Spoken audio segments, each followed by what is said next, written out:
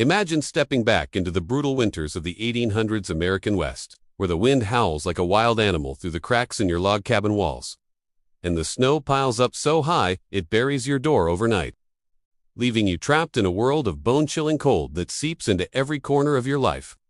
making even the simplest tasks feel like a battle for survival. Pioneers back then didn't have the luxury of central heating or electric blankets. They relied on crude iron stoves that gobbled up firewood faster than a starving wolf devours its prey.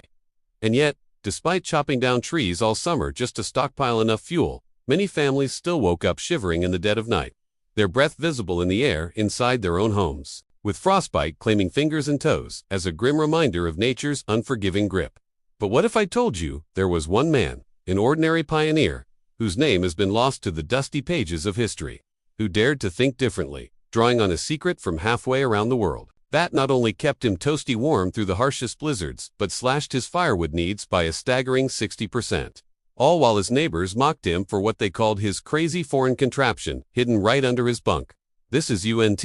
some tall tale spun around a campfire, a real slice of frontier ingenuity, born from desperation and cross-cultural wisdom. And as we dive into his story, you'll see how this simple, yet brilliant idea turned the tide against winter's wrath, making you wonder why we ever forgot about it in the first place. This pioneer wasn't born with silver tools in his hands. It was just like any other settler, pushing westward in search of land and opportunity, facing the same relentless challenges of homesteading in places like the Great Plains or the Rocky Mountains, where temperatures could plummet to 0 or below for weeks on end. And firewood was as precious as gold because hauling it from miles away meant back-breaking labor that could make or break your family's chances of making it through to spring. He'd spent years trading goods with fur companies, venturing into remote territories where he encountered Chinese immigrants who brought their ancient ways with them during the gold rush era. And it was during one such journey up north, perhaps along the trading routes that skimmed the edges of Chinese-influenced regions, that he first laid eyes on something that would change his life forever: the Kong, a traditional heated bed platform that's been keeping folks warm in northern China for over 7,000 years. A massive brick structure that doubles as a floor, a table, and a bed, all heated by cleverly channeling smoke from a cooking fire through internal tunnels to soak up and radiate heat slowly throughout the night. Fascinated by how these people stayed comfortable with so little fuel in climates even harsher than his own, he sketched notes in his journal, memorizing the design's every curve and flue, dreaming of adapting it back home, where his own cabin leaked heat like a sieve, and his wife and kids huddled around a sputtering stove that demanded constant feeding, often leaving them coughing from smoke and exhausted from the endless cycle of chopping, stacking, and burning wood that never seemed to last. As he returned to his homestead, whispers of doubt crept in. Would this exotic idea even work with the materials he had on hand, like local claystones from the riverbed and scraps of wood, or would it just be another failed experiment in a long line of frontier follies that left him colder than before? But driven by the memory of those warm Chinese homes where families laughed and slept soundly while blizzards raged outside, he rolled up his sleeves and got to work, little knowing that his neighbors were already chuckling behind his back, calling it a fool's errand that might burn the whole place down. What he built next would not only prove them wrong, but spark a quiet revolution in how some pioneers battled the cold. And just wait until you hear how he turned a simple hole in the ground into a heat-trapping marvel that kept his bunk at a cozy 90 degrees, even as the mercury dipped on, because the real magic is in the details of how he made it happen. With the first flakes of autumn snow dusting the ground, our pioneer knew time was short, so he started by clearing a spot in his cabin floor right beneath where his bunk sat against the wall, careful not to undermine the foundation but deep enough to create the heart of his invention, a chamber that would capture and hold heat like a living thing, breathing warmth into the room. He gathered clay from the nearby creek, mixing it with straw for strength, stacking them to form the base and sides of what would become the platform, leaving hollow channels inside like a maze for hot air to wander through, ensuring every inch of the structure soaked up the fire's energy before letting the cooled smoke escape out a chimney pipe he'd rigged to poke through the wall, connected by a tunnel under the floor, where he'd light a modest fire with dry wood or even dried buffalo chips if trees were scarce. And as the flames crackled, the hot exhaust gases would snake their way through those winding flues beneath the bunk, heating the thick brick mass slowly but surely, turning it into a giant thermal battery that radiated gentle, even warmth upward to the mattress above, all without the wasteful bursts of heat from a regular stove that cooled off as soon as the fire dimmed.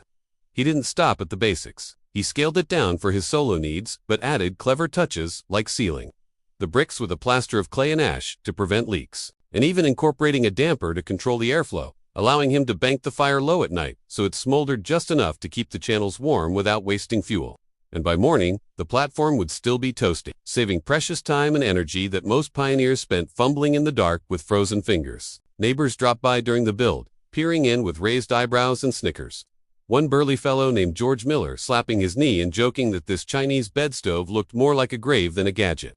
warning that it'd fill the cabin with smoke or crack under the heat, while others shook their heads, sticking to their trusted potbelly stoves that roared hot but demanded cords upon cords of wood, 15 in a single winter for some families, chopped from forests that were already thinning out as more settlers arrived. Yet, as he tested it on milder nights, lying there feeling the subtle heat rise like a warm embrace from below, chasing away the damp chill that usually settled in his bones, he felt a quiet confidence growing, knowing this wasn't just about comfort, it was about survival, about stretching limited resources in a land where a bad winter could mean starvation. If you spent all your days foraging for fuel instead of tending crops or hunting game, the emotional weight hit him too, remembering the faces of those Chinese folks who'd shared their knowledge without hesitation. A reminder that wisdom knows no borders. And as the first real storm brewed on the horizon, dark clouds gathering like an omen, he wondered if his invention would hold up or if the doubters would have the last laugh, leaving you on the edge of your seat to discover what happened when the mercury plunged and the true test began. As the blizzard hit full force that winter, winds screaming through the valley and snowdrifts swallowing fences whole, our pioneer crawled into his bunk after banking a small fire in the box outside, the flames flickering just enough to send those hot gases coursing through the underbelly channels, warming the brick platform beneath him like a gentle sun rising from the earth itself. And as he drifted off, the heat enveloped him steadily,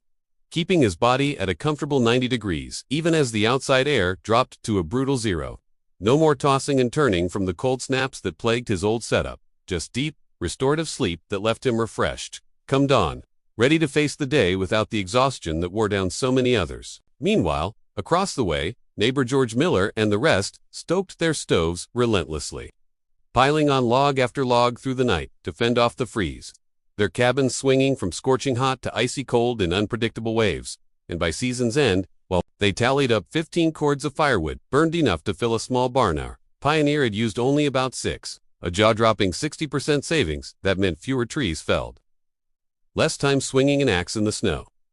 and more hours for building his homestead into something sustainable, all thanks to the Kong's genius of thermal mass, where the bricks absorbed the heat during the short burn and released it slowly over hours, turning waste into warmth without the constant fuel drain. Word spread slowly at first, with folks peeking in during thaws, their skepticism melting away as they felt the even heat radiating from the bunk. No smoke in the air, no hot spots burning skin, just a cozy haven that made winter feel almost bearable. And soon, a few brave souls tried their own versions, adapting the design to larger family platforms or even full-room floors, proving that this ancient Chinese secret, refined over millennia in the frozen steppes of Asia, could thrive on the American frontier,